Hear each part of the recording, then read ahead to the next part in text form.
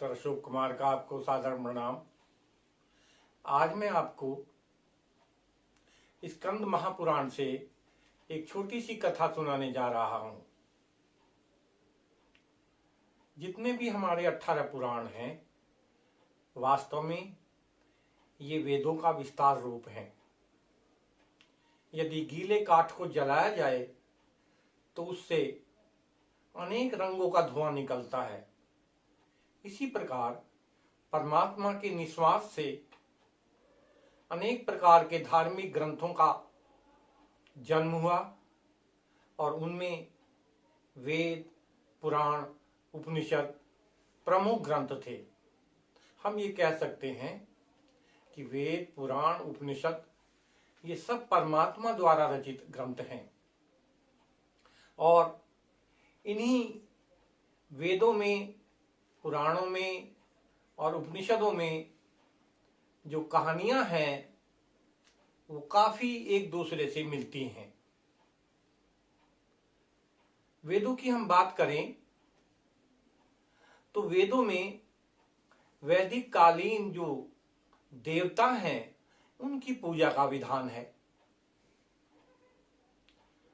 वैदिक धर्म के मानने वाले जो आर्य कहलाते थे वो यज्ञ करते थे और जोर जोर से वैदिक मंत्रों का उच्चारण करते थे और इन वैदिक मंत्रों के माध्यम से वो देवताओं का आह्वान करते थे कि देवताएं उनके यज्ञ में शामिल हों, उसको सफल बनाएं, उनको आत्मिक ज्ञान दें, उनको शारीरिक बल दें और वे धन्य धान्य से परिपूर्ण हों। यदि हम वैदिक कालीन देवताओं के बारे में चर्चा करें तो इंद्र, सूर्य, वरुण, अग्नि, सोम, अश्विन, मारुत ये प्रमुख वैदिक कालीन देवता हैं जिनकी उपासना का विधान वेदों में है। इसी प्रकार अदिति, उषा, पृथ्वी, सरस्वती ये वैदिक कालीन देवियां हैं, इनकी उपासना का भी विधान वेदों में है। वेद वैदिक कालीन संस्कृत भाषा में लिखे हुए हैं और ये जो संस्कृत भाषा है ये आम आदमियों से थोड़ा, उनकी पहुंच से थोड़ा दूर है। इसीलिए महर्षि वेद व्यास ने वेदों में जो ज्ञान छिपा है उसी को संपादित किया है पुराणों के रूप में। 18 पुराण हैं और इनमें सबसे बड़ा जो पुराण है वो श्रीमद् स्कंद महापुराण है, इसीलिए इसको महापुराण कहा गया है। इसमें 8 खंड हैं और इसमें जो पहला खंड है महेश्वर खंड या केदार खंड, उसी की एक रोचक कथा मैं आपको सुनाने जा रहा हूं। पुराणों के बारे में मैं आपको एक और जानकारी देना चाहता हूं कथा सुनाने से पहले। आपको पता ही है कि महर्षि नारद जो थे वो ब्रह्मा जी के मानस पुत्र थे। ब्रह्मा जी ने चारों वेद, उपनिषद, पुराणों की जानकारी नारद जी को दी और भी बहुत सारी कथाएं स्वयं ब्रह्मा जी ने नारद जी को सुनाई। नारद जी त्रिकालदर्शी हैं, तीनों लोकों में भ्रमण करते हैं, तीनों लोकों में होने वाली घटनाओं की जानकारी नारद जी को रहती है। तो नारद जी हमारे सभी पुराणों में एक प्रमुख कथावाचक हैं।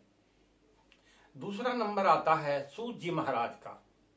सूत जी महाराज जिनका नाम रोमहर्षण या लोमहर्षण था, ये व्यास मुनि के शिष्य थे और विशेष रूप से पुराणों के महापंडित थे।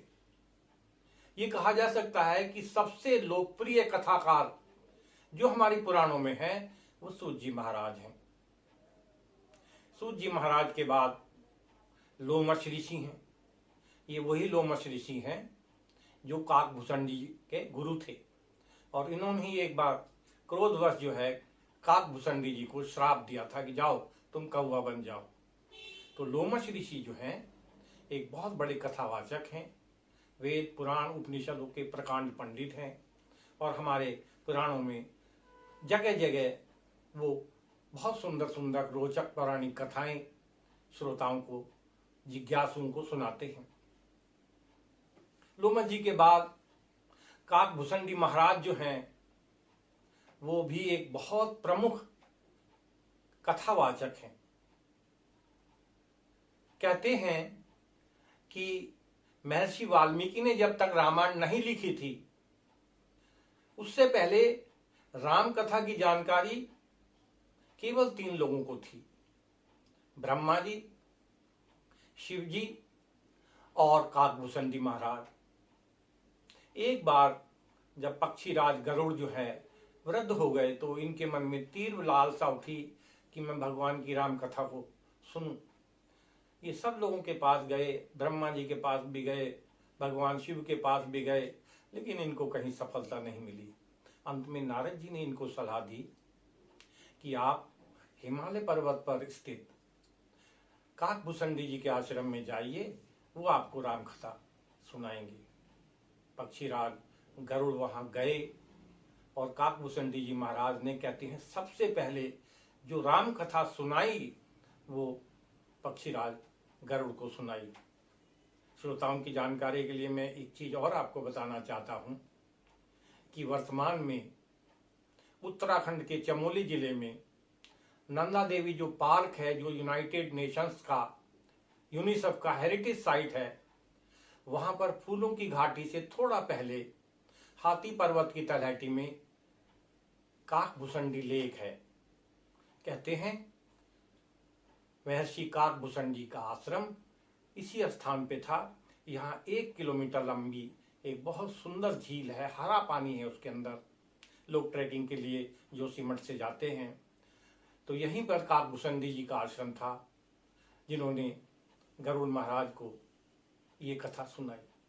काकभूषणी जी चिरंजीवी थे। प्रलय के बाद भी यदि कोई जीवित रहता था तो वो काकभूषणी जी था।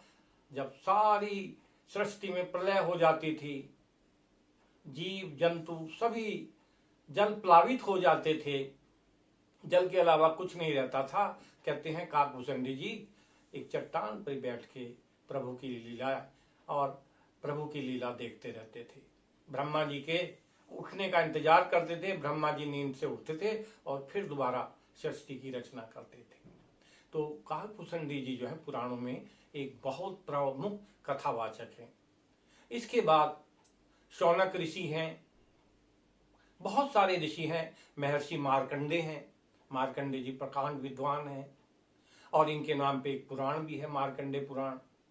तो इस प्रकार ये हमारे कुछ ऋषि हैं, 1 दर्जन के लगभग महर्षि, जो पुराणों में जिज्ञासुओं को, नए नए साधु महात्माओं को ये कथा सुनाते हैं। अब मैं आपको स्कंद पुराण की कथा सुनाता हूँ। नैमिषारण्य जो था पौराणिक काल में एक बहुत ही प्रमुख तीर्थ क्षेत्र था। वर्तमान में ये उत्तर प्रदेश के सीतापुर जिले में है। तो नैमिषारण्य में एक बार जो है बहुत सारे साधु महात्माओं का समागम हुआ। शौनक ऋषि जी ने यहाँ पर एक बहुत बड़े यज्ञ का आयोजन किया। देश देशांतरों से 88,000 साधु सन्यासी ऋषि मुनि इस कार्यक्रम में शामिल हुए। इस कार्यक्रम में शामिल होने के लिए लोमश ऋषि भी अपने शिष्यों के साथ वहां पर पहुंचे। जब लोमश ऋषि वहां पहुंचे तो सभी ऋषि मुनियों ने इनका बड़ा स्वागत सत्कार किया, इनको आसन दिया और कहा कि प्रभु, हम आपके मुख से आज भगवान शिव की महिमा और रावण के उत्कर्ष और पतन की कहानी सुनना चाहते हैं। रावण ने इतनी शक्तियां किस प्रकार प्राप्त की, चरम उत्कर्ष पर पहुंचा और फिर रावण का पतन हुआ, तो ये हम आपके मुखारविंद से सुनना चाहते हैं। लोमश ऋषि ने कहा कि देखिए, 2 अक्षर शिव जी, भगवान शिव का जो नाम है, केवल नाम लेने से ही मनुष्य को मोक्ष और स्वर्ग की प्राप्ति हो जाती है। इतना महिमा है भगवान के शिव के नाम में कि केवल नाम लेने मात्र से ही मनुष्य को स्वर्ग और मोक्ष की प्राप्ति हो जाती है। तीनों लोकों में, इसीलिए तीनों लोकों में सब लोग भगवान शिव की आराधना करते हैं। देवलोक में ब्रह्मा जी मणि में जो शिवलिंग है, यानी मणियों से बना हुआ जो शिवलिंग है, उसकी पूजा करते हैं। इंद्र देवता जो है वो रत्न में शिवलिंग की पूजा करते हैं, उनका शिवलिंग रत्नों से बना हुआ है। इसी प्रकार चंद्रमा जो देवता है वो मुक्ता से बने हुए सफेद शिवलिंग की पूजा करते हैं। कुबेर देवता जो है चांदी से बने हुए शिवलिंग की पूजा करते हैं। सूर्य देवता तांबे से बने हुए शिवलिंग की पूजा करते हैं। और इसी प्रकार साक्षात जो यमराज हैं वो भी नीले शिवलिंग की पूजा करते हैं। तो पूरे देवलोक में जितने भी देव हैं, गंधर्व हैं, यक्ष हैं, किन्नर हैं, विद्याधर हैं, ये सारे शिव के भक्त हैं और तरह तरह के बने हुए शिवलिंगों की पूजा ये लोग करते हैं। पाताल लोक में देवताओं दैत्यों का राजा शुक्राचार्य, महाबली राजा बलि इत्यादि सभी जितने भी दैत्य हैं बड़े बड़े, ये सभी लोग शिव के अनन्य भक्त हैं। पृथ्वी लोक की बात करें, मृत्यु लोक की बात करें तो रावण, उसका भाई कुंभकर्ण, उसका पुत्र मेघनाथ, ये जितने भी रावण के कुटुंबी हैं ये शिव के अनन्य भक्त हैं। रावण की तो कुछ बात ही अलग है। रावण ने कैलाश पर्वत पर जाकर बहुत लंबे समय तक भगवान शिव की बड़ी कठोर तपस्या की, आराधना की। भगवान में गुण है कि वो अपनी आराधना से, अपनी तपस्या से बहुत जल्दी प्रसन्न हो जाते हैं। भगवान शिव प्रकट हुए, उन्होंने रावण को जो है त्रिकूट पर्वत का राज दे दिया और रावण लंका का राजा बन गया, सोने की लंका का राजा बन गया। कुछ दिनों बाद रावण ने फिर घोर तपस्या की कैलाश मानसरोवर के पास बैठकर, और भगवान प्रकट हुए, शिव जी भगवान। उन्होंने पूछा, रावण अब क्या चाहते हो? रावण ने कहा, प्रभु आपके 5 सिर हैं, मुझे आप अपने से दुगने सिर दे दीजिए। भगवान शिव ने पूछा, भाई इतने सिरों का क्या करोगे? रावण ने कहा कि मैं 10 सिरों से आपकी ज्यादा से ज्यादा स्तुति करूंगा। भगवान शिव इस बात को सुनकर बहुत प्रसन्न हुए, उन्होंने रावण को 10 सिर दे दिए। रावण 10 मुख हो गया, दशानन कहलाया। फिर कुछ दिनों बाद रावण ने घोर तपस्या की और भगवान शिव से अमोघ अस्त्र के रूप में चंद्रहास जो तलवार है वो प्राप्त कर ली। रावण ने भगवान शिव से चारों वेदों का ज्ञान प्राप्त कर लिया, वेदों का प्रकांड पंडित बन गया। उसके बाद रावण ने कहा कि प्रभु मैं युद्ध में अविजित रहूं, मुझे कोई युद्ध में हरा ना सके, मुझे आप ऐसा वरदान दीजिए। भगवान शिव ने उसके पेट में एक अमृत का कलश स्थापित कर दिया और कहा, रावण जब तक तुम्हारे पेट में ये अमृत कलश रहेगा तुम युद्ध में अविजयी रहोगे। इस प्रकार असीम शक्तियां प्राप्त कर करके रावण जो है बहुत शक्तिशाली बन गया। उसने तीनों लोगों को अपनी मुट्ठी में ले लिया। ये देखकर देवता लोग बड़े चिंतित हो गए। उनको ये चिंता हुई कि ऐसा ही रहा तो एक दिन रावण जो है इंद्र का सिंहासन छीन लेगा। इसीलिए सारे देवता इकट्ठे होके कैलाश पर्वत पर भगवान शिव के द्वारे गए। द्वार पर इनको नंदी मिला, नंदी का इन्होंने प्रणाम किया, वार्तालाप होती रही। तब ये किसी छोटे देवता ने नंदी जी से ये पूछ लिया कि नंदी जी आपका मुख बंदर के समान क्यों है? नंदी जी इस पे क्रोधित नहीं हुए। उन्होंने कहा कि अभी कुछ दिन पहले लंका का राजा रावण भगवान शिव से मिलने आया था, मेरे से भी उसकी वार्तालाप हुई, अपनी शक्ति का ढोंग मारने लगा मेरे से। मैंने रावण को समझाया कि भाई रावण तुम भी शिव के भक्त हो, और मैं भी शिव का भक्त और सेवक हूं, हम दोनों तो भाई भाई हुए, मेरे सामने ये डींग क्यों मारते हो? तो रावण ने कहा, नंदी, ये तुमने बंदर का मुख कहां से लिया? मैंने रावण को बताया कि मैंने भगवान शिव की आराधना की, स्तुति की। भगवान शिव ने कहा कि भाई नंदी, तुम कुछ वरदान मांगो। मैं चाहता तो भगवान का रूप भी मांग सकता था, शिव का रूप, लेकिन मैंने ऐसा नहीं किया। एक साधारण बंदर का रूप मैंने उनसे मांग लिया और मैं इसमें बहुत खुश हूं। इस पर रावण कहने लगा कि किसी खोटी बुद्धि वाले ने आपको ये गलत सलाह दी, जो आपने ये बंदर का मुख ले लिया, इससे क्या फायदा? मुझे देखो, मैंने भगवान शिव से 10 मुख मांगे हैं और मैं 10 मुखों से भगवान की आराधना करता हूँ।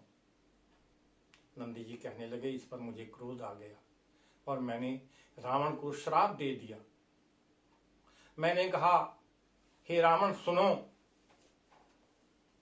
एक दिन इस पृथ्वी पर कोई दिव्य मानव जन्म लेगा और वानरों की सहायता से मुझे आगे कर वो तुम्हारे ऊपर आक्रमण करेगा और तुम्हारा वध करेगा। इतनी बात सुनते ही रावण खिसियाना होकर यहां से चला गया। देवताओं ने नंदी जी को अपने आने का प्रयोजन जब बताया तो नंदी जी कहने लगे कि आप लोग जो है भगवान शिव के पास मत जाओ। भगवान शिव जो है उनका रावण के ऊपर वरद हस्त है, क्योंकि रावण उनका अनन्य भक्त है। आप जो है सीधे यहाँ पर बैकुंठ लोक में भगवान विष्णु के पास जाओ, वो आपकी समस्या का हल करेंगे। नंदी की सलाह के अनुसार सभी देवता जो है बैकुंठ लोक में भगवान विष्णु के पास गए। भगवान विष्णु को प्रणाम किया सभी देवताओं ने, सहस्त्रों नाम से भगवान विष्णु की आरती उतारी और कहा कि प्रभु, आप अपरंपार हैं। आपने अनेकों बार अवतार लेकर बहुत सारे दैत्यों का, राक्षसों का वध किया है। आपने मत्स्य रूप धारण कर ब्रह्मा जी के मुख में 4 वेदों को रखा। आपने हरग्रीव का अवतार लेकर मधु और कैठम नाम के 2 जो भयंकर राक्षस थे उनका वध किया। वरा अवतार लेकर आपने हिरण्यवक्ष नाम के राक्षस का वध किया। आपने ही कच्छप अवतार लेकर मंदराचल पर्वत को अपनी पीठ पर धारण किया। आपने नरसिंह अवतार लेकर हिरण्यकश्यप का वध किया। आपने ही भृगुकुल गुरु परशुराम का अवतार लेकर कार्तवीर्य अर्जुन की हत्या की। इसके अतिरिक्त भी आपने बहुत सारे दैत्यों का विनाश किया। हमें आप कृपया रावण के प्रकोप से बचाइए। इस पर विष्णु भगवान कहने लगे, देवताओं, ध्यान से मेरी बात सुनो। आप लोगों में से अकेला कोई भी रावण को नहीं मार पाएगा। रावण इतना शक्तिशाली है। इसके लिए सभी देवताओं को वानर के रूप में जन्म लेना पड़ेगा। बड़े बड़े जो देवता हैं वो या तो स्वयं जो है पृथ्वी पर जन्म लें या अपने अंश से दिव्य योद्धाओं की उत्पत्ति करे, तभी रावण का संहार संभव है। इतना कहकर भगवान विष्णु अंतर्ध्यान हो गए। लोमश ऋषि कहते हैं कि ऐसा ही हुआ। भगवान विष्णु ने स्वयं जो है राजा दशरथ के घर में राम के रूप में जन्म लिया। ब्रह्म विद्या ने सीता के रूप में राजा जनक के यहाँ जन्म लिया। ब्रह्म विद्या को इसलिए भेजा गया सीता के रूप में क्योंकि भगवान विष्णु जानते थे कि रावण जो है ब्रह्म विद्या को लेने की हर तरह से छल बल से कोशिश करेगा और जब ब्रह्म विद्या का हरण करेगा तो रावण का जितना भी तेज है, जितना भी बल है, जितनी भी तपस्याएं हैं, वो सब नष्ट हो जाएंगी और हम लोग सब मिलकर रावण को आसानी से मार सकेंगे। इसलिए भगवान विष्णु ने ब्रह्म विद्या के रूप में राजा जनक के यहाँ सीता का जन्म कराया। इसके अतिरिक्त स्वयं देवराज इंद्र ने बाली के रूप में अवतार लिया। सूर्य ने सुग्रीव के रूप में जन्म लिया, जो भगवान विष्णु के जिस सैया पर लेटे रहते हैं। शेषनाग ने लक्ष्मण के रूप में जन्म लिया, और शैलाद के जो पुत्र हैं और भगवान शिव के जो विशेष गण हैं नंदी जी, उन्होंने स्वयं जो है हनुमान के रूप में जन्म लिया। बहुत सारे देवताओं ने वानर के रूप में जन्म लिया। भगवान विष्णु के बाहुबलों के तेज से भरत और शत्रुघ्न का जन्म हुआ। जब ये सारे योद्धाएं जो है या तो अपने तेज से प्रकट बने या देवताओं ने स्वयं मानव के रूप में अवतार लिया, इन्होंने जो है रावण का वध किया। 6 महीने का युद्ध हुआ और अंत में रावण मारा गया। कहते हैं मरने के बाद भी रावण ने जो भगवान शिव की भक्ति की थी उसका फल उसको मिला। उसको मरने के बाद भगवान शिव का सामीप्य प्राप्त हुआ, अर्थात शिवलोक में रावण को स्थान मिला। आप लोगों ने ये मेरी एक छोटी सी कथा सुनी, इसके लिए आपको बहुत बहुत धन्यवाद।